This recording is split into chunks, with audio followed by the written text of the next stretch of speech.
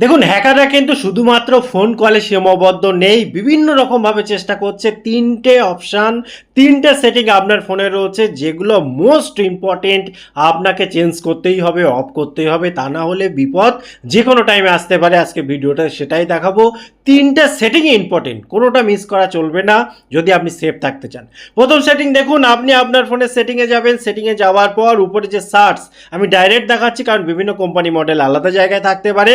আপনি যে কাজটা করবেন, দেখুন আপনি সার্চ করবেন অটো কানেক্ট। এখানে দেখুন এই যে auto connect the best wifi, অর্থাৎ কি সিম্পল মনে হতে পারে কিন্তু বিষয়টা সিম্পল নয়। আপনি রাস্তাঘাটে যাচ্ছেন, কোথাও না কোথাও ট্রেনে, বাসে বা কোনো রেস্টুরেন্টে, কোথাও পাবলিক ওয়াইফাইয়ের পাশ দিয়ে যাচ্ছেন, হঠাৎ করে আপনার ডিভাইসটা কানেক্টেড হয়ে গেল।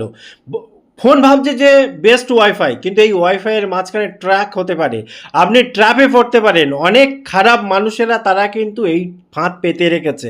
এবার আপনি হয়তো জানেন না এটা অন আছে কিনা অফ আছে। আপনি অবশ্যই আপনার ফোনে চেক করুন, চেক করে এটাকে অফ করে দিন। যদি আপনার কখনো প্রয়োজন হয় তখন আপনি অন করে নেবেন ম্যানুয়ালি। এবং অবশ্যই আমি বলবো যে পাবলিক ওয়াইফাই ব্যবহার করার আগে সতর্ক থাকবেন বহুবার, কারণ আমার ভিডিও নয়, আপনি যে কোনো জায়গায় সার্চ করুন, গুগলে সার্চ করুন, আপনার যেখানে ইচ্ছা সেখান থেকে তথ্য নিন, জানতে পারবেন, বুঝতে পারবেন। অটো কানেক্ট এই ওয়াইফাই মোটেই ভালো না, এবং পাবলিক ওয়াইফাই ইউজ করার আগে সতর্ক থাকাটা খুব ইম্পর্টেন্ট। দ্বিতীয় সেটিংটা খুব ইম্পর্টেন্ট এবং আপনার অবশ্যই এটা নলেজে রাখা দরকার। আপনি কি করবেন, আপনার ফোনের সেটিংয়ে যাবেন। সেটিংয়ে যাওয়ার পর সার্চের এখানে লিখে দেবেন এনএফসি। এনএফসি লিখে সার্চ করলে এখানে দেখুন আমার ফোনে রয়েছে কুইক কানেক্ট হিসাবে, আপনার ফোনে অন্য নামে থাকতে পারে। এখানে দেখুন ইউজ এনএফসি, ব্লুটুথ, ওয়াইফাই ইত্যাদি ইত্যাদি অনেক কিছু লেখা আছে। এই জায়গাটায় দেখুন, এই জায়গাটা আমি বলবো এটাকে অফ রাখুন। কারণ কি? কারণ এটা যে উদ্দেশ্যের জন্য অন করা হয় ম্যাক্সিমাম আমরা সেটা কিন্তু ব্যবহার করি না। অনেক সময় কি হয়, আমরা একটা ডিভাইসের সাথে দেখা যাচ্ছে টিভির সাথে কানেক্টেড করার জন্য অনেক সময় আমরা এটাকে ইউজ করি, আমরা এরকম বিভিন্ন ধরনের কাজ করি, কিন্তু ম্যাক্সিমাম কিন্তু প্রয়োজন হয় না বা সব সময় প্রয়োজন হয় না।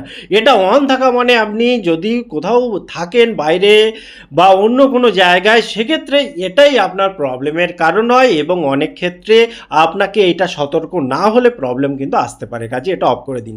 এবং 3 নম্বর, হয়তো বা আপনি জানেন, তবু আপনাকে আর একবার মনে করাচ্ছি। আপনি আপনার ফোনের ডায়ালারে ক্লিক করবেন। ক্লিক করার পর 3 লাইনে এসে সেটিংয়ের ভেতরে এসে আপনি অবশ্যই আরও একবার চেক করে দেখুন, এই যে স্ক্যাম ডিটেকশান, এই জায়গাটা এসে যদি এই অপশানটা আপনার অ্যাভেলেবেল থাকে তাহলে অন করে দেবেন।